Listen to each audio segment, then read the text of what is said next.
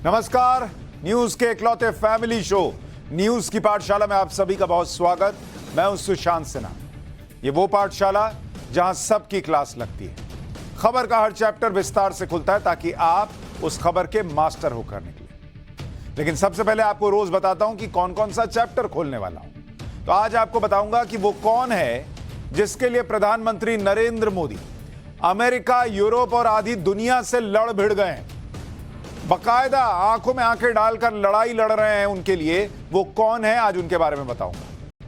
PM Modi के खिलाफ बोला गया सबसे बड़ा झूठ कैसे एक्सपोज हो गया है, आज उसके बारे में बताऊंगा।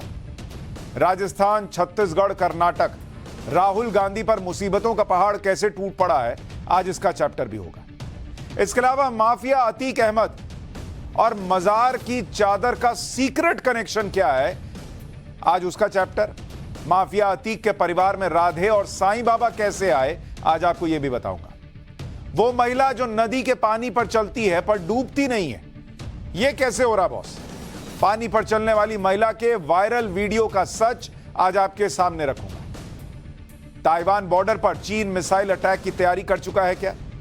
रूस और यूक्रेन से भी बड़े युद्ध की डेट आ गई है क्या? आज इसकी बात करूंगा। और आखिर में ऐसा हथियार जो अरबपतियों को 3 सेकंड में भिखारी बना दे रहा है। अरबपति थे, 3 सेकंड में भिखारी कैसे बने बताऊंगा। और शाहरुख, अक्षय और कोहली सब बागेश्वर सरकार के पास पहुंच गए, कैसे ये बताऊंगा। लेकिन पाठशाला में सबसे पहले दिन भर का रिवीजन, उसके बाद पहला चैप्टर।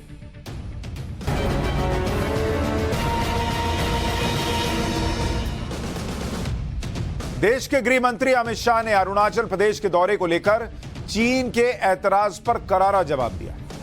अमित शाह ने साफ कर दिया कि भारत की सुई की नोक के बराबर जमीन पर भी कोई अतिक्रमण नहीं कर सकता। इतना ही नहीं, अमित शाह ने अरुणाचल प्रदेश में चीन की सीमा से सटे गांव में वाइब्रेंट विलेज योजना को लॉन्च कर दिया। आम आदमी पार्टी को राष्ट्रीय पार्टी का दर्जा मिल गया है। दिल्ली में, गोवा में, पंजाब और गुजरात विधानसभा चुनाव में आम आदमी पार्टी की परफॉर्मेंस के बाद अब चुनाव आयोग ने यह आदेश जारी किया। इसके साथ ही चुनाव आयोग ने तृणमूल कांग्रेस, एनसीपी और सीपीआई का राष्ट्रीय पार्टी का दर्जा वापस ले लिया। कोरोना के तेजी से बढ़ते हुए मामलों के बाद सरकार एक्शन में आ गई है। कोरोना से निपटने की तैयारियों को जांचने के लिए देश भर में 2 दिन की मॉक ड्रिल शुरू हुई।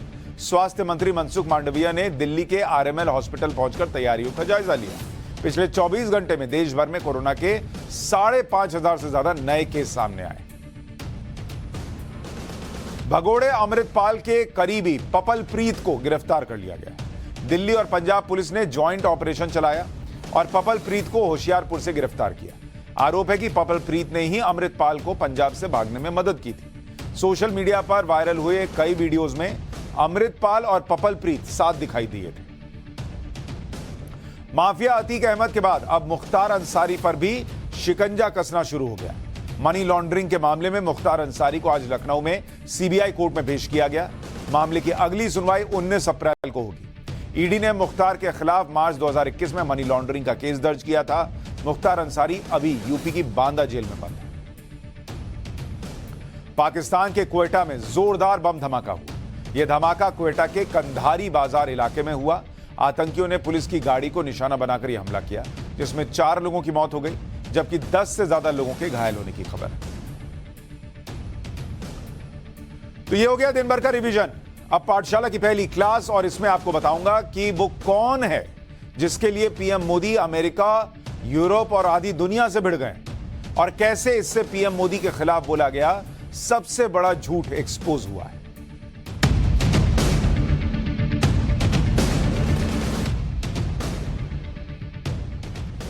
आजाद भारत में सरकारें आती रहीं, जाती रहीं, लेकिन बीते 9 साल से जिस तरह की पॉलिटिक्स देश ने देखी है वो शायद ही कभी देखी। नरेंद्र मोदी को कुर्सी से हटाने के एकमात्र लक्ष्य के तहत कभी देश की महत्वपूर्ण संस्थाओं को सवालों के कटघरे में खड़ा किया गया कि भाई जुडिशरी पर कभी सवाल हो रहा है, कभी इलेक्शन कमीशन पर हो रहा है, कभी पत्रकारों पर हो रहा है, कभी देश को आगे ले जाने वाले मुद्दों की तिलांजलि ले ली गई ताकि कहीं नरेंद्र मोदी को पॉलिटिकल फायदा ना हो जाए। और ऐसे अनगिनत उदाहरण है पिछले 9 साल में। ऐसा शायद ही कभी 2014 के पहले हुआ होगा कि बस किसी कीमत पर इस आदमी को कुर्सी से उतारना है, देश कहीं चला जाए। कभी अग्निवीर, कभी किसान आंदोलन, कभी एनआरसी, किस मुद्दे पर देश को तनाव की आग में झोंक देने की कोशिश नहीं हुई भाई। ऊपर से डिजाइनर मुद्दे, कभी पीएम की डिग्री को ले आते हैं, कभी अंबानी अडानी चल रहा है। आजकल राहुल गांधी की संसद सदस्यता जाने को लेकर पीएम टारगेट पर है। ये सब जनता के मुद्दे कम है, बल्कि उस राजनीति के बनावटी मुद्दे ज्यादा साबित हुए जो राजनीति पिछले 9 साल में इसी बात पर जोर लगाए हुए कि कैसे नरेंद्र मोदी को प्रधानमंत्री की कुर्सी से हटा देना है। इन्हीं बनावटी मुद्दों की वजह से पीएम के खिलाफ ऐसी ऐसी बातें की गई जो बाद में झूठी निकली। और हमने पाठशाला में आपको फैक्ट्स के साथ बताया, भाई किसी को कोई गलत है तो आप बताओ ना, फिर उसको आदमी एक्सपोज करेगा। लेकिन आप झूठ बोलते हो और हम पाठशाला में रिसर्च करने बैठते हैं और वो झूठ एक्सपोज होता है, दुनिया देखती है, तो आपकी खुद की क्रेडिबिलिटी गिरती है, विपक्ष की क्रेडिबिलिटी गिरती है। आज भी इन्हीं झूठों में से एक बड़ा झूठ पाठशाला में एक्सपोज होगा, जरूर देखिएगा। ये बड़ा इंपॉर्टेंट चैप्टर है देश के लिए। और ये वो झूठ है जिसमें नरेंद्र मोदी को किसान विरोधी बताया गया। ये वो झूठ है जो अब तक चलाया जा रहा है। ये वो झूठ है जो किसानों को 3 कृषि कानून के तहत नई जिंदगी देने, नए तरीके से आगे बढ़ने में मदद कर सकता था, लेकिन इस झूठ के जरिए उस कदम को पीछे खींचने पर मजबूर किया गया। और नैरेटिव क्या बनाया जाता है कि नरेंद्र मोदी तो उद्योगपतियों के दोस्त हैं, अंबानी अडानी के दोस्त हैं, सूट बूट वालों की सरकार है, देश के गरीबों और किसानों से कोई मतलब ही नहीं है नरेंद्र मोदी को।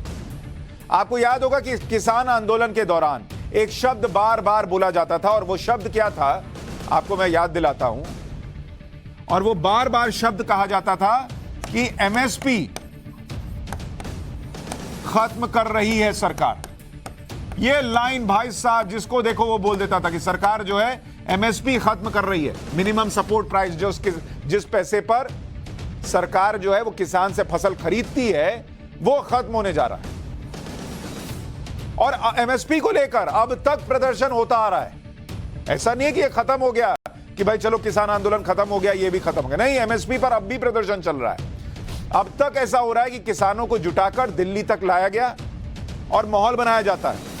इसी एमएसपी को लेकर नरेंद्र मोदी कैसे पूरी दुनिया से लड़ रहे हैं, आज आप सुनेंगे तो हैरान रह जाएंगे कि एमएसपी को लेकर नरेंद्र मोदी की सोच क्या है, ये क्या बताया गया और क्या सच निकला। लेकिन पहले यह देख लीजिए कि एमएसपी को लेकर कैसे नरेंद्र मोदी के खिलाफ राजनीति हो रही थी, और इसमें देश के बड़े बड़े नेता और किसान नेता शामिल थे। आज मैं आपको पहले याद दिलाता हूं किसने क्या कहा था। राहुल गांधी का बयान 23 अक्टूबर 2020 का। अब ये पूरे देश में मंडियों और एमएसपी को खत्म कर रहे हैं, ये बयान ध्यान रखिए। अभी ये सारे बयान ना लपेट के अपने ऊपर वाली जेब में रखिए, अभी सब आपको काम आएगा। अरविंद केजरीवाल 12 अक्टूबर 2020 को क्या बोले थे? चुनाव जीतने के बाद बीजेपी ने एमएसपी खत्म कर दिया। इन्होंने तो खत्म करवा भी दिया था। ये लोग कह रहे हैं कि पूरे देश में केवल 6% एमएसपी मिलती है, ये तो शर्म की बात है। एक वो भाई साहब है राकेश टिकैत, 17 जनवरी 2023 को उनका बयान है कि एमएसपी गारंटी कानून बनाने के लिए देश में फिर होगा बड़ा किसान आंदोलन। जैसे एमएसपी मिल ही ना रही हो, जैसे एमएसपी पे गारंटी का कानून नहीं बनेगा तो एमएसपी नहीं मिलेगी, नरेंद्र मोदी खत्म करने जा रहे हो। आज ये बयान क्यों याद दिला रहा हूं? जब मोदी सरकार 3 कृषि कानून लेकर आई थी तो यही सब बातें की जा रही थी। कहा जा रहा था कि नरेंद्र मोदी सरकारी मंडियों को खत्म कर देंगे, बड़े बड़े उद्योगपति किसानों की जमीन पर कब्जा कर लेंगे, किसानों से एमएसपी का फायदा छीन लिया जाएगा। लेकिन एमएसपी का एक सच तो इसी बात से पता चल जाता है कि एमएसपी पर सरकार ने खर्च कितना किया। आपको यकीन नहीं होगा, अभी तो नरेंद्र मोदी ने जो किया है, जो अमेरिका और आदि दुनिया से लड़ रहे हैं, वो बताने वाला हूं। लेकिन एमएसपी पर सरकार ने खर्च कितना किया, यह आपको डेटा बता रहा हूं। 20 फरवरी 2023 तक का धान की खरीद पर कितनी हुई? धान की खरीद हुई 702 लाख टन। इतना धान सरकार ने खरीदा है, 702 लाख टन एमएसपी पर। और कितने किसानों को फायदा हुआ? 96 लाख किसानों को फायदा हुआ। 96 लाख किसानों को फायदा हो रहा है। किस पर? एमएसपी पर, खरीद पर। और कहा क्या कहा गया था कि सरकार एमएसपी खत्म कर रही है। और इसके लिए भुगतान कितना किया सरकार ने? 1,45,845 लाख करोड़ रुपए, या करोड़ कर लीजिए क्योंकि लाख तो हो ही गया। 1,45,845 करोड़ रुपए का सीधे बैंक खाते में गया है एमएसपी। यह आपको धान की खरीद का सिर्फ बता रहा हूं, बाकी तो अभी छोड़ ही दीजिए।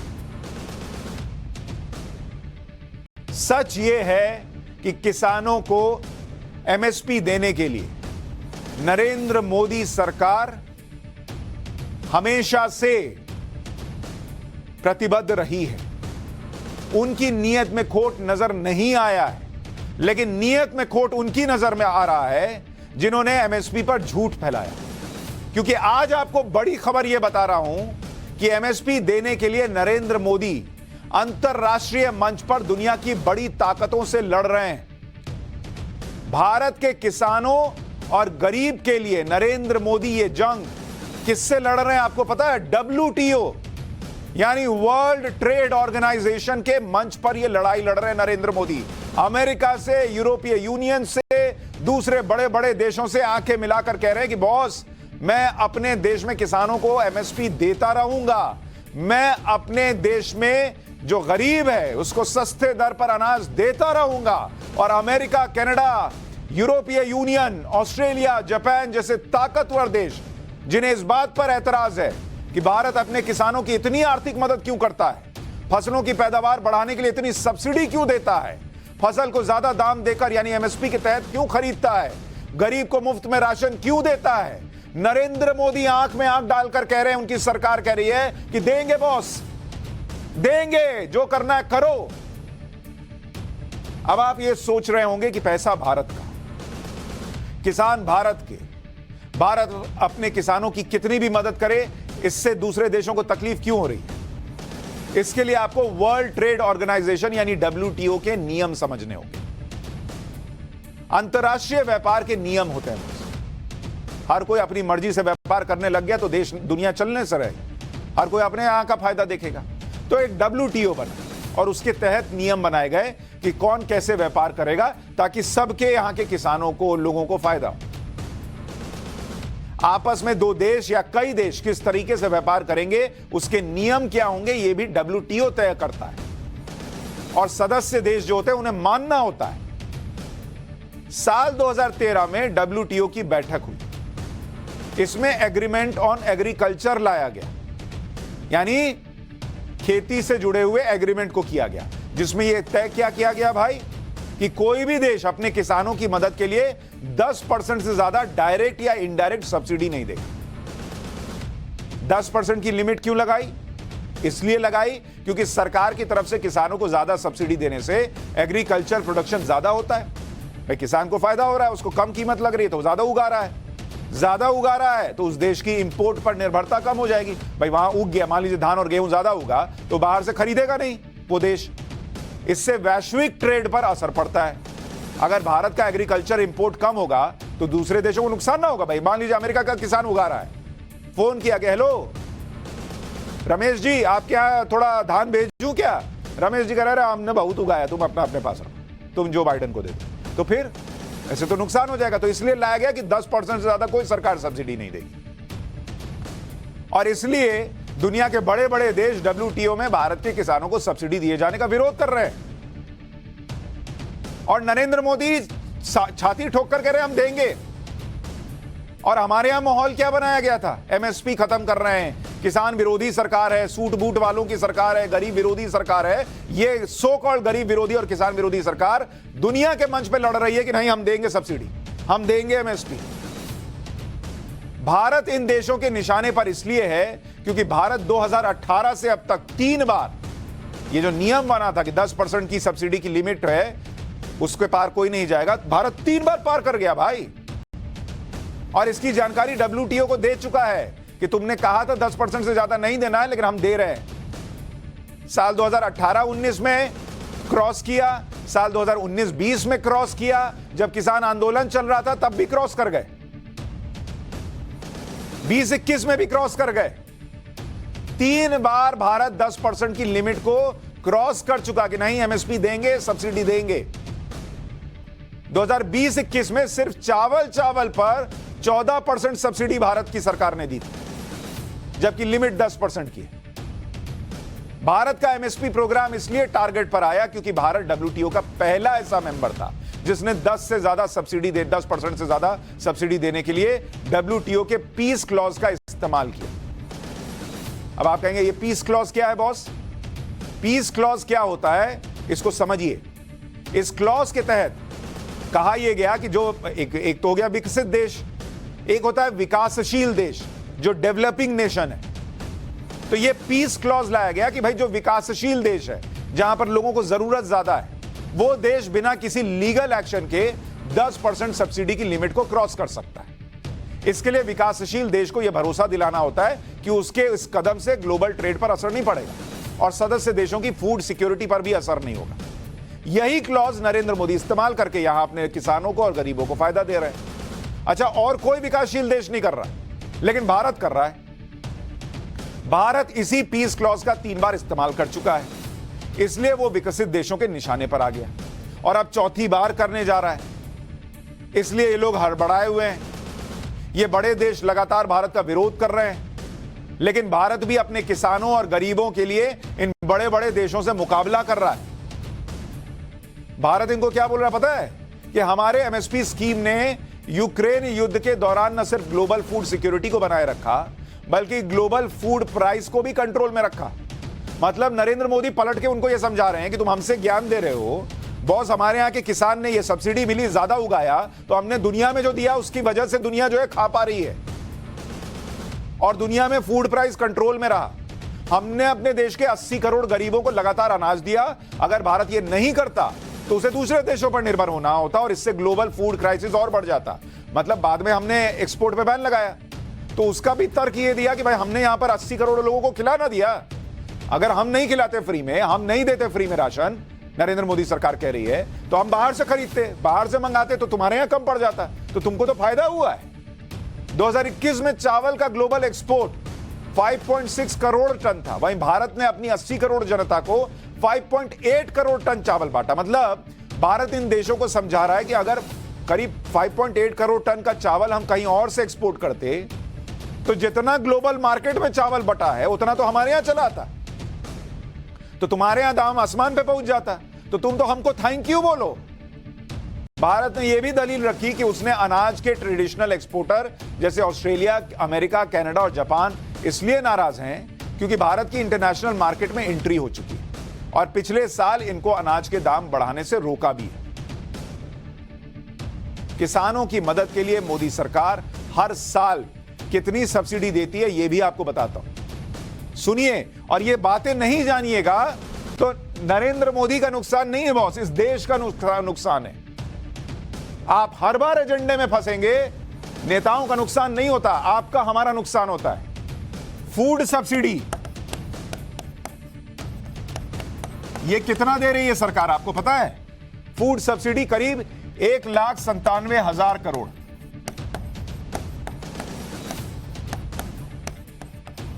सीआर 1,97,000 करोड़ की फूड सब्सिडी। और खाद सब्सिडी कितनी दे रही है यह भी ध्यान रखिए। अभी कहा जा रहा था ना कि खाद नहीं है, किसान परेशान हो रहा है। 1,75,000 करोड़ रुपए ये किस चीज के लिए दिए गए? खाद की सब्सिडी के लिए दिए गए, क्योंकि दुनिया में खाद महंगा हो रहा था रूस यूक्रेन की युद्ध की वजह से। और दोनों को अगर जोड़ दीजिए, इसको अगर प्लस कर दीजिए तो यह आंकड़ा कितना बढ़ता है? 3,72,000 करोड़ के आसपास। इतनी की सरकार सब्सिडी दे रही है गरीब को और किसान को। और इसलिए ये अमेरिका, जापान, ऑस्ट्रेलिया, यूरोपीय देश ये सब बमके हुए नाराज हैं। लेकिन नरेंद्र मोदी कह रहे हम देंगे तो देंगे। पर हमारे यहां क्या माहौल बनता है कि देखो किसान तुम्हारी जमीन खा जाएंगे, देखो किसान तुम्हारा एमएसपी खा जाएंगे। और किसान भी मान गया, 3 कृषि कानून चले गए,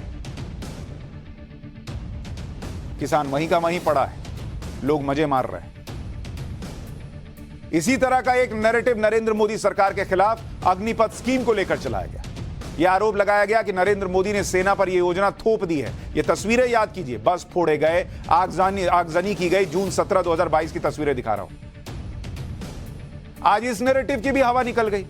सेना में भर्ती के लिए लाई गई अग्निपथ स्कीम को चैलेंज करते हुए 2 याचिका सुप्रीम कोर्ट में डाली गई। इसमें दलील यह दी गई थी कि अग्निपथ स्कीम को संसद से पास कराया जाना चाहिए था। एक प्रशासनिक फैसले से इसे लागू नहीं किया जा सकता है, लेकिन सुप्रीम कोर्ट ने याचिकाओं में दी गई दलीलों को खारिज कर दिया। याचिका में दिल्ली हाईकोर्ट के उस फैसले को भी विरोध किया गया था, जिसमें हाईकोर्ट ने अग्निपथ स्कीम को सही बताया था। सुप्रीम कोर्ट की 3 जजेस की बेंच, जिसमें chief justice of India DY Chandrachud भी शामिल थे, उस बेंच ने अग्निपथ स्कीम का विरोध करने वाली याचिका को खारिज करते हुए कहा कि जो कैंडिडेट अग्निपथ स्कीम लॉन्च होने से पहले डिफेंस फोर्स के लिए चुने गए थे, उन्हें नियुक्ति का अधिकार नहीं है। बेंच ने कहा कि माफ कीजिए, हम हाईकोर्ट के फैसले में दखल नहीं दे सकते। हाईकोर्ट ने सभी पहलुओं पर विचार किया है, सुप्रीम कोर्ट को इसमें दखल देने की जरूरत ही नहीं है। यह सार्वजनिक भर्ती से जुड़ा मामला है, कोई कॉन्ट्रैक्ट नहीं है। इससे पहले 27 फरवरी को दिल्ली हाईकोर्ट ने अग्निपथ योजना के खिलाफ दायर 23 याचिकाओं को खारिज करते हुए इस योजना को सही बताया था। दिल्ली हाईकोर्ट ने कहा था कि अग्निपथ स्कीम राष्ट्र के हित में लगाई गई है और इसका मकसद राष्ट्र की सुरक्षा को बनाए रखना है। यानी एक जगह नहीं, 2 जगह यह नैरेटिव भी फेल हो गया कि अग्निपथ योजना जो है वो देश को बर्बाद करने के लिए लाई गई। और कौन कौन से नेता क्या बोल रहे थे आपके सामने है, मुझे याद दिलाने की भी जरूरत नहीं। लेकिन क्या हर बार सिर्फ एक नरेंद्र मोदी को टारगेट करने के लिए देश से जुड़े 3 कृषि कानून हो या अग्निपथ योजना हो या और कई योजना हो, CA NRC हो, इसी तरीके से लोगों को बरगलाया जाएगा क्या? और जब तक सच सामने आएगा तब तक बहुत देर नहीं हो जाती है क्या? नरेंद्र मोदी के खिलाफ ऐसा ही एक नैरेटिव अंबानी अडानी को लेकर बार बार चलाया जाता है। आजकल राहुल गांधी और कांग्रेस लगातार यह आरोप लगा रहे हैं कि अडानी नरेंद्र मोदी के दोस्त हैं, नरेंद्र मोदी की सरकार उन्हें फायदा पहुंचा रही। लेकिन इसकी हवा भी निकली। कांग्रेस के ही सहयोगी शरद पवार ने कहा कि अंबानी अडानी कहकर बड़े उद्योगपतियों को टारगेट करना सही नहीं है। शरद पवार ने अपनी बात समझाने के लिए टाटा बिरला का उदाहरण दिया। पवार ने कहा कि बहुत साल पहले जब वो राजनीति में आए थे और उन्हें सरकार के खिलाफ कुछ बोलना होता था तो वो टाटा बिरला के खिलाफ बोलते थे, लेकिन जब उन्हें देश की तरक्की में टाटा ग्रुप के योगदान का एहसास हुआ तो वो भी यही सोचते थे कि वो टाटा बिरला को क्यों टारगेट करते रहे। भाई, शरद पवार ने समझाया कि चूंकि हमें किसी को टारगेट करना होता था तो हम टाटा बिरला का नाम ले लेते थे। इसी बात को समझाते हुए शरद पवार ने कहा कि इसी तरह से अब दूसरे टाटा बिरला आ गए। आज अगर सरकार को टारगेट करना है तो आप अंबानी अडानी का नाम लेते हैं। मतलब उन्होंने बता दिया कि राहुल गांधी सिर्फ टारगेट करने के लिए सब कर रहे हैं। शरद पवार ने इस बात पर भी जोर दिया कि जिन उद्योगपतियों को राजनीति की वजह से टारगेट किया जाता है, देश की तरक्की में उनके योगदान को भी ध्यान रखना चाहिए। शरद पवार ने कहा कि अगर जिन्हें आप टारगेट कर रहे हैं उन्होंने कुछ गलत किया हो तो आपके पास पूरा अधिकार है उनके खिलाफ बोलने का, लेकिन उनको बेवजह अटैक करना सही नहीं। आज अंबानी ने पेट्रोकेमिकल सेक्टर में योगदान दिया है, क्या देश को इसकी जरूरत नहीं है? बिजली के क्षेत्र में भी अडानी का योगदान है, क्या देश को बिजली की जरूरत नहीं है? पावर सेक्टर में अडानी के रोल के बारे में शरद पवार ने जो बात की उसे इस तरह से भी समझिए कि अडानी की कंपनी जो बिजली बना रही है उससे देश ही नहीं भारत के पड़ोस भी चमक रहा है। अडानी पावर्स लिमिटेड ने झारखंड के गोड्डा स्थित अपने प्लांट से बांग्लादेश को बिजली देना शुरू कर दिया है। अडानी पावर्स ने रविवार को 800 मेगावाट की ultra super critical thermal power generation unit की शुरुआत की घोषणा की। इस यूनिट से बांग्लादेश को 748 मेगावाट बिजली की आपूर्ति शुरू हुई है। इससे बांग्लादेश को सस्ते दाम पर बिजली मिल रही है। इसी तरह जो अडानी ग्रुप इस वक्त विपक्ष के निशाने पर है, उसी ग्रुप ने CNG और PNG के दाम सबसे पहले घटा दिए, सबसे ज्यादा घटा दिए। अडानी टोटल गैस लिमिटेड ने CNG के दाम 8 रुपए 13 पैसे प्रति किलो घटा दिए और PNG के दाम 5 रुपए 6 पैसे प्रति स्टैंडर्ड क्यूबिक मीटर घटा दिए। क्या मिल रहा है किसी को जबरदस्ती का गाली देकर? यह कोई ओसामा बिन लादेन है क्या? क्या माहौल बनाना चाहते हैं आप देश के अंदर? आपके बच्चे काम इनके कंपनियों में करें, एक नौकरी वहां लग जाए, ये आप चाहते हैं, लेकिन इन्हीं को विलन बताना है और वो भी जबरदस्ती। अगर इन सब बातों की अनदेखी करके सिर्फ नरेंद्र मोदी को घेरने के मकसद से राजनीति की जाएगी तो फिर खुद पर भी सवाल उठेंगे। जैसे राहुल गांधी को लेकर कांग्रेस के ही पूर्व नेता गुलाम नबी आजाद ने सवाल उठाए। गांधी परिवार के बेहद करीबी रहे और करीब 50 साल तक कांग्रेस की राजनीति करने वाले गुलाम नबी आजाद ने यह दावा कर दिया कि राहुल गांधी विदेशी दौरों पर अनडिजायरेबल बिजनेसमैन से मिलते रहे और इस दावे के मुताबिक विदेश में राहुल ऐसे लोगों से मिले जिनसे मिलना तक नहीं चाहिए था। गुलाम नबी आजाद ने यह बात तब बताई जब राहुल गांधी ने एक ट्वीट करके अडानी से गुलाम नबी आजाद और उन कांग्रेस के नेताओं का नाम जोड़ दिया, जिस पर ऐतराज जताते हुए गुलाम नबी आजाद ने कहा कि यह शर्म की बात है। वो कह रहे हैं कि यह शर्म की बात है बॉस, राहुल गांधी की ओर से मेरा कभी किसी बिजनेसमैन से संबंध नहीं रहा, जबकि पूरे समय उनके पूरे परिवार का उद्योगपतियों से संबंध रहा। उनका खुद का भी रहा, राहुल गांधी का कह रहे हैं कि उनका भी रहा। मेरे मन में उस परिवार के लिए बहुत सम्मान है। मैं कुछ कहना नहीं चाहता, नहीं तो मैं ऐसे 10 उदाहरण दे सकता हूं जब विदेश में जाकर वो ऐसे अवांछित लोगों और उद्योगपतियों से मिलते थे। ये गुलाम नबी आजाद कह रहे हैं। इसी तरह से पीएम की डिग्री का मुद्दा है। जिस डिग्री के मुद्दे को विपक्ष इतने जोर शोर से उठा रहा है, उस मुद्दे को भी शरद पवार ने खत्म कर दिया। पवार ने कहा कि नासिक में जब शरद पवार से प्रधानमंत्री मोदी की डिग्री पर सवाल किया गया तो बोले कि महंगाई बेरोजगारी मुद्दा है कि डिग्री मुद्दा है। जी सुनिए एक बार।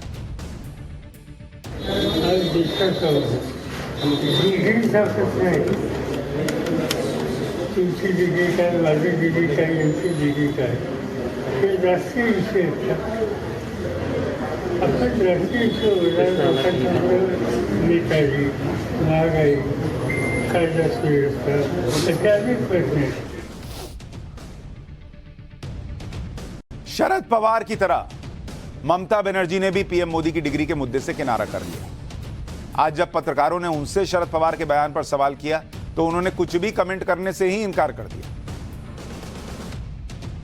Sharad Pawar has given out a statement and he believes the report on Adani is a targeted report and he has also said that Prime Minister's degree cannot be a political matter.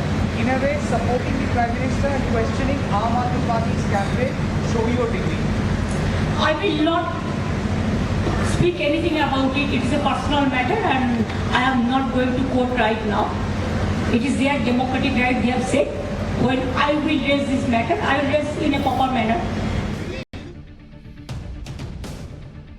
जब राहुल गांधी की सदस्यता गई तो Congress party को कई दलों का साथ मिला। कांग्रेस को भी लगा कि राहुल गांधी के नाम पर विपक्ष एकजुट हो सकता है, लेकिन शरद पवार के बयानों ने इस सपने को तोड़ दिया। अब ममता बनर्जी भी कुछ नहीं बोल रही।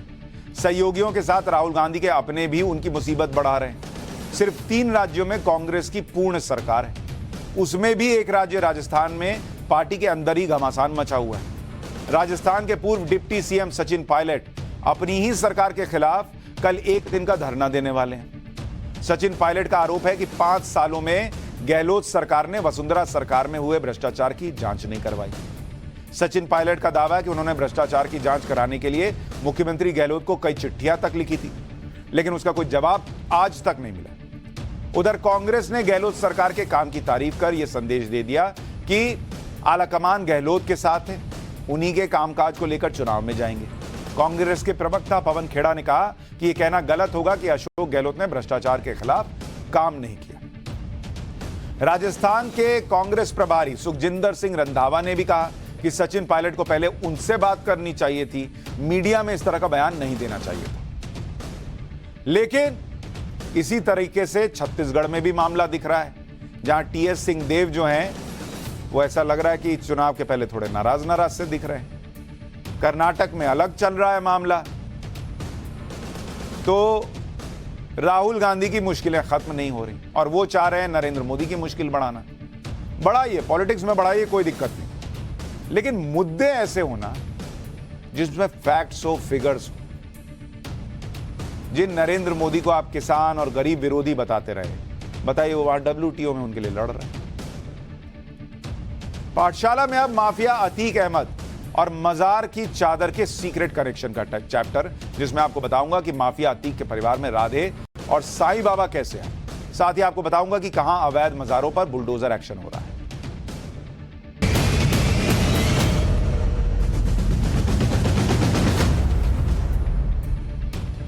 माफिया अतीक अहमद को लेकर लगातार नए खुलासे हुए। अतीक अहमद किस तरह से प्रयागराज में अपना गैंग ऑपरेट करता था, कैसे वो आम लोगों को खतरनाक शूटर बना देता था और कैसे अपने क्राइम सिंडिकेट को चलाने के लिए अतीक अहमद धर्म का सहारा लेता था। आज ये सारी बातें बाहर आ रही है निकलकर, जो आज आपको बताऊंगा। माफिया अतीक अहमद ने अपने दफ्तर में एक मजार बनवाई हुई थी और उसका उमेश पाल शूटआउट से क्या संबंध है, आज आपको यह भी बताऊंगा। पहले आपको अतीक अहमद के दफ्तर में बनी मजार के बारे में बता दूं। ये जो मजार आप देख रहे हैं, ये अतीक अहमद ने अपने दफ्तर के पीछे बनवाई थी। सरकारी जमीन पर अवैध कब्जा करके अतीक ने 2 मजार बनवाई थी। अतीक अहमद ने अपने गैंग मेंबर्स को निर्देश दिए थे कि कोई भी क्राइम करने से पहले और क्राइम करने के बाद इस मजार पर जरूर आना है और चादर चढ़ानी है। मतलब किसी को क्राइम करो या कोई क्राइम करने जाने से पहले यहां चादर चढ़ाओ और क्राइम करके आओ तब चादर चढ़ाओ, यह बताया जा रहा है। मजार पर जो हरे रंग की चादर आप देख रहे हैं, उसके बारे में कहा जा रहा है कि यह चादर उमेश पाल के मर्डर के बाद अतीक गैंग के लोगों ने चढ़ाई थी। फिलहाल पुलिस ने इस मजार को बंद कर दिया है। एक बार हमारे सहयोगी ने वहां से जो रिपोर्ट देखी वो देखिए, फिर आपको अतीक अहमद और साईं बाबा का कनेक्शन बताएं। इसी मजार पर चादरें चढ़ाई जाती थी। खबर यह भी है कि अतीक ने अपने लोगों से, अपने परिवार के लोगों से जेल जाने के बाद ये कहा था कि जब भी कोई घटना हो उसके बाद यहाँ ज़रूर आए, मज़ार पर चादर ज़रूर चढ़ाएं। ये पेड़ है पीपल का, उसके ठीक बगल में यह मज़ार देख सकते हैं जो बना हुआ है। या ये जो मज़ार है ये उसी दफ्तर, अतीक के दफ्तर के एक हिस्से में, पिछले हिस्से में बना हुआ है। यहाँ पर कोई कार्रवाई पुलिस ने नहीं की क्योंकि ये एक मज़ार है और कहा यह जा रहा है कि ये मज़ार जो था वो शुभ था। अतीक खुद, जो यहाँ के लोग हैं वो बताते हैं कि अतीक खुद कई बार यहाँ पहुँचा, उसने यहाँ पर चादरें चढ़ाई और अपने परिवार के लोगों को भी ये उसने सख्त हिदायत दे रखी थी कि यहाँ पर ज़रूर आए और मज़ार पर चादरें चढ़ाएं। यह दावा किया जा रहा है कि उमेश पाल की हत्या की प्लानिंग करने से पहले इसी मजार पर अतीक अहमद की पत्नी और उसके बेटों के साथ शूटर्स ने मन्नत मांगी थी। आपको बताता हूं कि उमेश पाल मर्डर केस का इस मजार के साथ कितना गहरा कनेक्शन निकल कर आने की बातें हो रही। फरवरी में उमेश पाल को मारने की प्लानिंग फाइनल हुई। प्लानिंग फाइनल होने पर अतीक अहमद ने आदेश दिया, शाइस्ता और असद को मजार पर चादर चढ़ाने के लिए कहा। अतीक ने कहा कि चादर चढ़ाने से अल्लाह मदद करेगा। उमेश पाल के मर्डर के बाद असद ने मजार पर चादर चढ़ाई, शाइस्ता और गुड्डू मुस्लिम ने भी मजार पर चादर चढ़ाई। ये बातें निकल कर आ रही हैं। माफिया अतीक ने अपराध को धर्म से जोड़ दिया था, यह कहा जा रहा है। गैंग के हर मेंबर के लिए आदेश था कि वो मजार पर चादर चढ़ाएगा ही चढ़ाएगा। 21 मार्च को पुलिस ने अतीक अहमद के दफ्तर को तोड़ दिया और उसके बाद मजार को भी बंद कर दिया। तब तक अतीक के गुर्गे इन मजारों पर चादर चढ़ाते थे। अतीक अहमद के जिस दफ्तर में यह मजारें बनी हुई, उसे जब तोड़ा गया था तो कई चौंकाने वाली चीजें मिली थी। प्रयागराज के धूमनगंज में अतीक अहमद के दफ्तर को पुलिस और प्रशासन ने जब तोड़ा तो वहां से करीब 75 लाख रुपया कैश मिला था। इतना कैश था कि गिनने के लिए मशीन की मदद लेनी पड़ी। अतीक के दफ्तर से कई हथियार भी पुलिस को मिले थे। सारा कैश और हथियार दीवारों और फर्श के नीचे छिपाया गया। इसी दफ्तर के बैक साइड में अतीक ने 2 मजारें बनवाई हुई थी, जहां हर अपराध से पहले अतीक गैंग के लोग चादर चढ़ाते थे, यह दावा किया जा रहा है। उमेश पाल मर्डर केस में एक और खुलासा हुआ कि अतीक अहमद और उसके गैंग के सभी शूटर्स को कोड वर्ड दिए गए। अतीक के घर से पुलिस को मिली डायरी में इन कोड वर्ड्स की जानकारी मिली। इसके अलावा अतीक के मुंशी और उसके नौकर ने भी पुलिस को इसके बारे में बताया जा रहा। देखिए कैसा कैसा कोड वर्ड था कि अतीक अहमद का कोड वर्ड था बड़े, मतलब जब फोन पे बात कर रहे हैं तो उनको बड़े कह के बुलाया जाएगा। अतीक के भाई अशरफ का कोड था छोटे। अतीक की पत्नी शाइस्ता का कोड पहले गॉड मदर था, फिर बाद में साईं बाबा रखा गया। अतीक के बेटे असद का कोड राधे था। असद के बारे में कहा जाता है वो सलमान खान का फैन है, इसलिए उसे राधे कोड दिया गया। शूटर गुलाम मोहम्मद का कोड उल्लू था। बमबाज गुड्डू मुस्लिम का कोड मुर्गी था। गुड्डू मुस्लिम का परिवार चिकन का काम करता है, इसलिए उसका कोड वर्ड मुर्गी था। अतीक के बहनोई अखलाक का कोड डॉक्टर था। अतीक का खास फाइनेंसर असद कालिया जो है उसका कोड लंगड़ा था। शूटर विजय चौधरी को उस्मान कोड दिया गया था। विजय चौधरी एनकाउंटर में मारा जा चुका है। तो मतलब बकायदा कोड वर्ड में बात होती थी। पत्नी का नाम साईं बाबा रख दिया। इन सारी कोशिशों के बाद भी अतीक अहमद का गैंग यूपी पुलिस से बच नहीं पाया। उमेश पाल मर्डर की प्लानिंग अतीक अहमद के दफ्तर में ही हुई थी और इसी दफ्तर में यह भी चर्चा हुई थी कि उमेश पाल के मर्डर के बाद सभी लोग फरार कैसे होंगे। उमेश पाल मर्डर का मुख्य आरोपी अतीक का बेटा असद है, जिसके बारे में भी नया खुलासा हुआ है। असद, जिसे पकड़ने के लिए पुलिस ने उस पर 5 लाख रुपए का इनाम रखा है, वही असद उमेश पाल की हत्या करने के बाद दिल्ली में रुका था। उमेश पाल की हत्या के बाद असद और शूटर गुलाम 15 दिन तक दिल्ली में छुपे हुए थे। असद और गुलाम निजामुद्दीन और संगम विहार में भीड़भाड़ वाले इलाके में रुके थे। दिल्ली में जावेद, जीशान और खालिद ने असद और गुलाम की मदद की थी। पुलिस ने जावेद, जीशान और खालिद के साथ अवैध हथियार बनाने वाले को गिरफ्तार किया है। अतीक अहमद ने सरकारी जमीन पर अवैध कब्जा किया था और उसी जमीन पर मजार बना दी। अतीक का दफ्तर तो टूट गया, लेकिन मजार अभी भी वहीं। सरकारी जमीनों पर कब्जा करने का यह मॉडल अतीक ही नहीं, कई लोग अपना रहे हैं। उत्तराखंड में भी इसी तरह से सरकारी जमीनों पर मजार और धार्मिक स्थलों के जरिए अतिक्रमण के आरोप लग रहे हैं। उत्तराखंड में सरकारी जमीन पर मजार बनाकर कब्जा करने के मामले लगातार आ रहे हैं। उत्तराखंड के जंगलों में अवैध तरीके से मजारें बना दी गई, जिसका खुलासा अब हो रहा है और उत्तराखंड सरकार इन मजारों पर बुलडोजर चला रही है।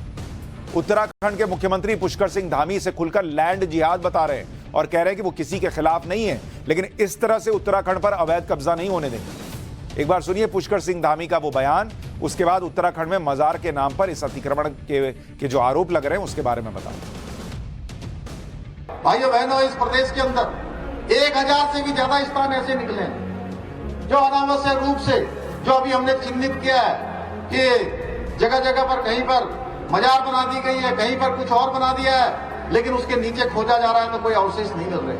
हमने कहा है कि हम किसी के खिलाफ नहीं है, लेकिन हम यहाँ जबरन रूप से कहीं पर कब्जा भी नहीं होने देंगे, कहीं पर लैंड जिहाद को भी आगे नहीं बढ़ने देंगे, क्योंकि हम कानून पर विश्वास रखने वाले हैं। हम किसी का नुकसान करने के लिए कोई काम नहीं करने वाले, लेकिन हम किसी का तुष्टीकरण भी नहीं होने देंगे। तुष्टीकरण पर भी हम जो है कठोरता से लगाम लगाने का काम करेंगे। तो उत्तराखंड के मुख्यमंत्री तो ये भी आरोप लगा रहे हैं कि जब मजारों को, ये जो इनमें कार्रवाई हो रही है, तो कईयों को खोदा जा रहा है तो नीचे कुछ मिल भी नहीं रहा है। उत्तराखंड के सीएम धामी के दावे के मुताबिक जब मजारों को खोदा जाता है तो कोई अवशेष तक नहीं मिलता, यानी वहां किसी को दफनाया ही नहीं गया होता। इसके खिलाफ उत्तराखंड में एक्शन भी हो रहा है।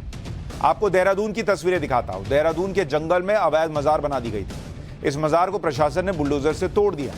मजार को तोड़े जाते समय सुरक्षा का इंतजाम किया गया था। सोचिए, जंगल की जमीन है, इसके ठीक बगल से सड़क जा रही है और यहां पर मजार बनी हुई। जंगल में बनी इस अवैध मजार को पूरी तरह से तोड़ दिया गया है और जिस जगह पर मजार थी उसे एकदम सपाट कर दिया गया। हैरानी इस बात की है कि मजारों को तोड़े जाने के बाद फिर से कुछ लोग उसी जगह पर मजार बना देते हैं। आपको देहरादून के विकास नगर से एक रिपोर्ट दिखाता हूं, जहां मजार को हटा दिया गया था, लेकिन बाद में कुछ लोगों ने उसी जगह फिर से मजार बना दी। मैं इस समय खड़ा हूं देहरादून के विकास नगर क्षेत्र में, और ये वो एरिया है जो हिमाचल बॉर्डर को भी जोड़ता है और उत्तर प्रदेश के बॉर्डर को भी जोड़ता है, यानी 2 सीमाएं लगती है। यहां पर अचानक से मजारों की बाढ़ सी आ जाती है। देखिए, मेरे बराबर में ही एक मजार है। इसे राज्य सरकार ने उत्तराखंड के आदेश के बाद यहां पे कार्यवाही की। आप देखिए, पूरा तोड़ दिया गया था, पूरी तरह से मजार को खत्म कर दिया गया था, और उसके बावजूद फिर कुछ लोगों ने आके एक बार दोबारा से मजार को बना दिया गया और फिर उसके बाद चादर बना दी गई। ये देखिए, पूरा नजारा दिखाऊंगा मैं आपको। ये नीचे जो टूटने की पूरी कार्यवाही है, ये सब राज्य सरकार के द्वारा की गई थी, लेकिन यहां आप देख सकते हैं किस तरह से दोबारा से एक बार फिर यहां पे मजार को स्थापित कर लिया गया। मतलब जो मजार तोड़ी गई उसका मलबा भी पड़ा हुआ है और बगल में नई मजार भी बन गई। उत्तराखंड में सरकारी जमीनों पर किस तरह से मजारों का निर्माण किया गया है, उसका एक और उदाहरण आपको दिखाता हूं। जिम कॉर्बेट नेशनल पार्क में भी मजारें बनी हुई। जिनका डिमोलिशन किया जा रहा है। ये तस्वीर जो आप देख रहे हैं, ये जिम कॉर्बेट के अंदर बनी मजार की है, जिसे गिरा दिया गया है। इस मजार के पास ही एक बोर्ड भी टंगा हुआ है जिस पर लिखा है कि सभी जायरीन से गुजारिश है कि हजरत रोशन शाह बाबा की चरागी यानी पैसे गले में ही डालें। नीचे मजार के गद्दी नशीन सूफी मोहम्मद तासीन का नाम और नंबर भी लिखा हुआ है। जिम कॉर्बेट में ऐसी एक नहीं कई मजारें बनी हुई। जिम कॉर्बेट नेशनल पार्क है, उसमें 1 किलोमीटर अंदर जाने के बाद आपको मजारें दिखनी शुरू हो जाती हैं। इन मजारों पर रंग रोगन किया गया है, मजारों पर चादर चढ़ी हुई है और झंडे भी लगाए गए। सरकारी जमीन पर बनी इन मजारों को अब हटाने का काम चल रहा है। जिम कॉर्बेट रिजर्व एरिया है और यहां आने वाले टूरिस्ट अगर गंदगी तक फैलाते हैं तो उन पर जुर्माना लगता है। उसी जिम कॉर्बेट में इस तरह से मजारें बन गई। दावा है कि जिम कॉर्बेट के अंदर 50 के करीब मजारें बनी हुई हैं। हालांकि मजार का काम देखने वालों का कहना है कि कुछ मजारें 140 साल तक पुरानी। हालांकि स्थानीय लोगों का दावा है कि मजारों के जरिए सरकारी जमीन का अतिक्रमण किया जा रहा है। अब आपको बताता हूं कि मजारों और धार्मिक स्थलों के नाम पर उत्तराखंड में किस तरह से सरकारी जमीन पर कब्जा करने का आरोप है, जिसका जिक्र मुख्यमंत्री धामी कर रहे थे। उत्तराखंड में फॉरेस्ट लैंड पर जमकर अतिक्रमण किया गया। उत्तराखंड में 2000 से ज्यादा अवैध मजारों की बात है। आज से 37 साल पहले तक ये मजारें नहीं हुआ करती थी कहा जाता है। सिर्फ देहरादून में 100 से ज्यादा अवैध मजारें। उत्तराखंड सरकार ने 1300 मजारों को चिन्हित किया है। मंदिर और गुरुद्वारों को लेकर सरकार ने रिपोर्ट मांगी। अवैध मजार ही नहीं, उत्तराखंड सरकार का कहना है कि सरकारी जमीन पर चाहे जिसने भी अतिक्रमण किया उसे हटाया जाएगा। सुनिए मुख्यमंत्री ने क्या कहा। लैंड जहाज चाहे जिस स्तर पर भी होगा, चाहे वो वन विभाग पर होगा, पीडब्ल्यूडी पर होगा, राजस्व विभाग की जमीन पर होगा, सिंचाई विभाग की जमीन पर होगा, जहां पर भी अतिक्रमण होगा उस अतिक्रमण को हमने कहा है कि स्वतः ही हटा ले। ये जिहाद लैंड जिहाद किसी तरह से भी उत्तराखंड के अंदर नहीं चलेगा। तो उत्तराखंड सरकार अतिक्रमण के खिलाफ एक युद्ध स्तर पर कार्रवाई कर रही है। लेकिन जब बात युद्ध की कर रहे हैं तो पाठशाला में अब रूस यूक्रेन युद्ध से भी बड़े उस युद्ध का चैप्टर जिसकी डेट आ गई। ताइवान पर चीन फुल अटैक की केस से तैयारी कर चुका है, अब उसी का चैप्टर।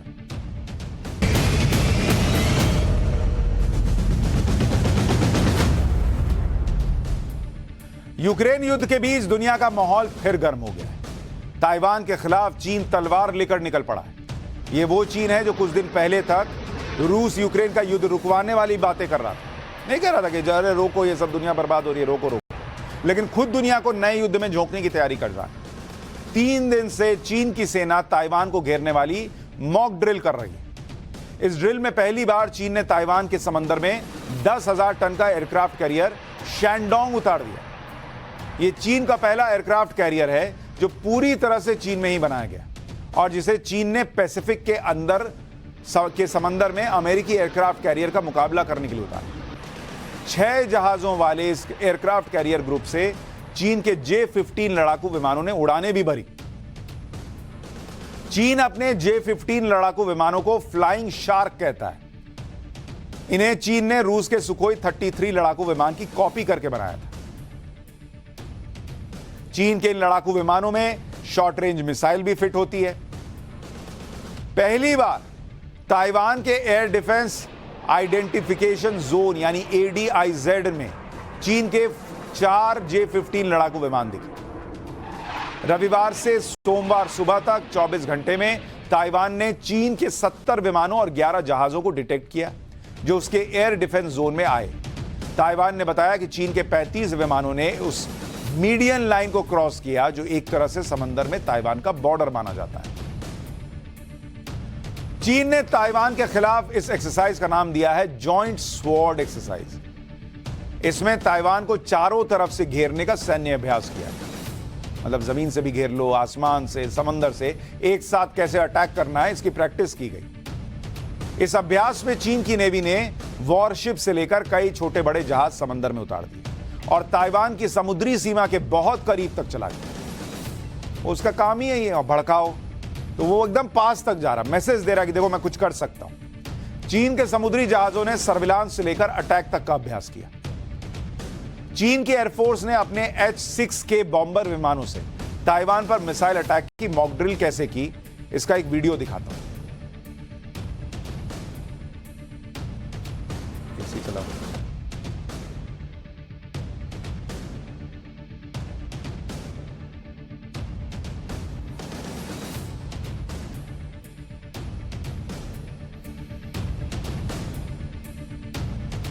चीन ने इस अभ्यास में अपने रॉकेट फोर्स को भी लगा रखा था। मेनलैंड चाइना में अपने सैन्य अड्डों पर लॉन्ग रेंज मिसाइलों से ताइवान पर अटैक की मॉक ड्रिल की गई।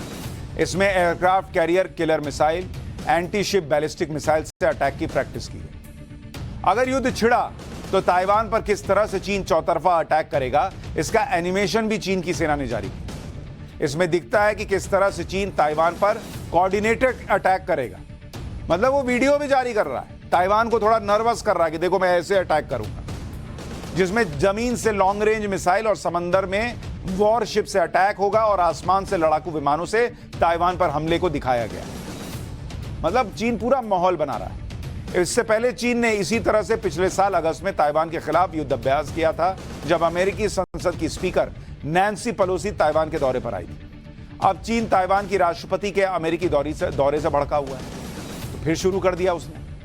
ताइवान के विदेश मंत्री ने कहा है कि चीन हमेशा इस तरह से सैन्य अभ्यास करने के लिए बहाना बनाता है। ताइवान ने कहा कि चीन को लगता है कि वो आसानी से ताइवान पर कब्जा कर लेंगे, लेकिन इस भ्रम में रहने वाले चीन को रोकना जरूरी है और इसलिए ताइवान अपनी पूरी तैयारी कर रहा है। लेकिन ताइवान के लिए चीन से अकेले लड़ना आसान नहीं, क्योंकि चीन और ताइवान की ताकत में बहुत बड़ा अंतर है। कहा जाता है कि चीन के पास करीब 20 लाख सैनिक हैं, तो ताइवान के पास 1,70,000।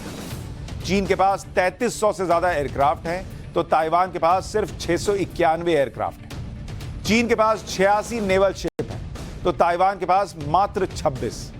चीन के पास 4800 टैंक हैं, ताइवान के पास 650 टैंक मौजूद हैं। इसलिए ताइवान को अमेरिका और यूरोप जैसे देशों से उम्मीद है कि भाई जैसे ये लोग यूक्रेन की मदद कर रहे हैं, मेरी भी करेंगे। संकट के वक्त में वो ताइवान के साथ खड़े होंगे।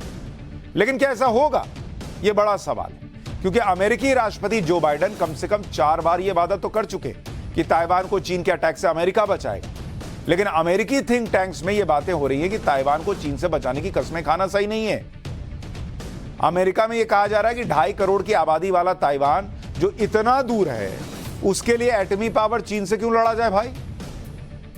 इसीलिए बड़ा सवाल है कि अमेरिका ताइवान को बचाने की बातें तो कर रहा है, लेकिन क्या जब युद्ध होगा तो क्या अमेरिका ताइवान के साथ खड़ा भी होगा?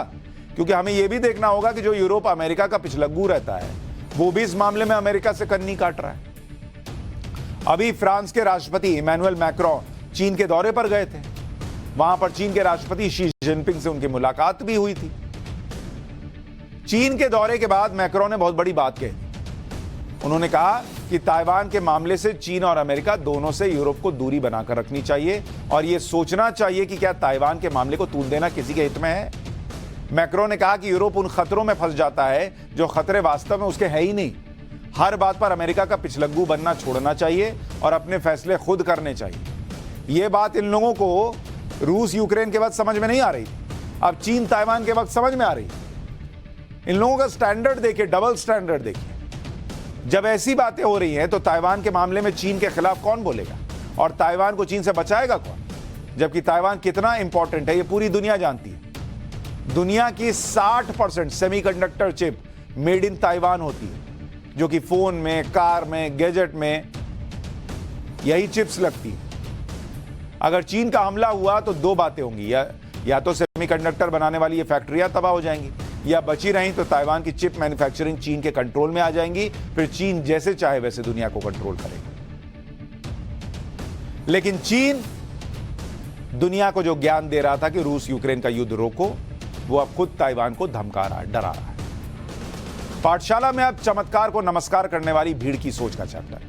इसमें बताऊंगा कि कैसे भोली भाली भीड़ बिना सोचे समझे एक सीधे साधे इंसान को भगवान मान लेती है और उसे पूजने लगती है। कई बार भीड़ की यह सोच अध्यात्म या श्रद्धा से नहीं, बल्कि भ्रम और अफवाहों से तैयार होती है। आज आपको बताऊंगा कि पानी पर चलने वाली महिला का सच क्या है।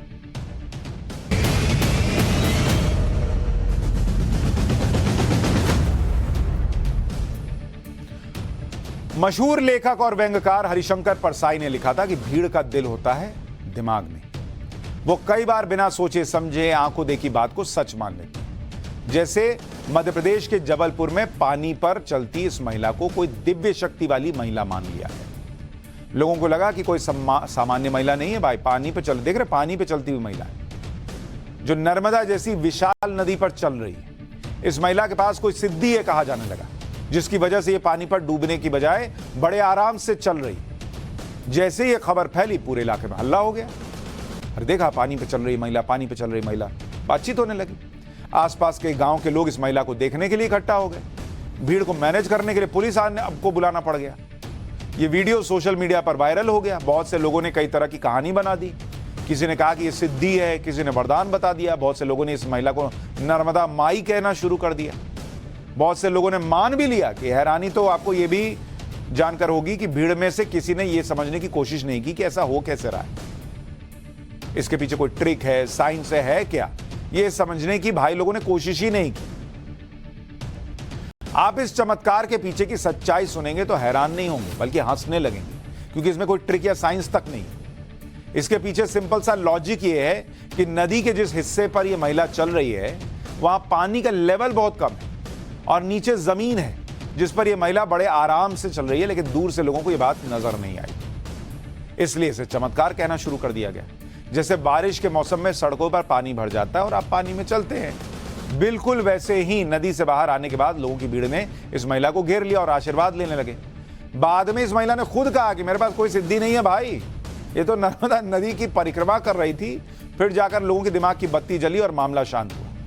पहले आपको इस महिला की बात सुनवा देता हूं, फिर इसके पीछे की साइकोलॉजी के बारे में बताता हूं। बागुड़ है, मैं किनारे से चलती हूँ, जैसे बागुड़ है, खेतों में सब्जियां लगी बिल्कुल माँ के किनारे, फेंसिंग है, तो रास्ता निकलने को है ही नहीं है, तो पानी में कूद जाती हूँ। जैसे कमर है तो उसमें कूद के निकल जाती हूँ जहाँ तक बाड़ियाँ लगी, पानी में चल के, और ऊपर से फिर रास्ता है तो जहाँ से ऊपर चल जाती।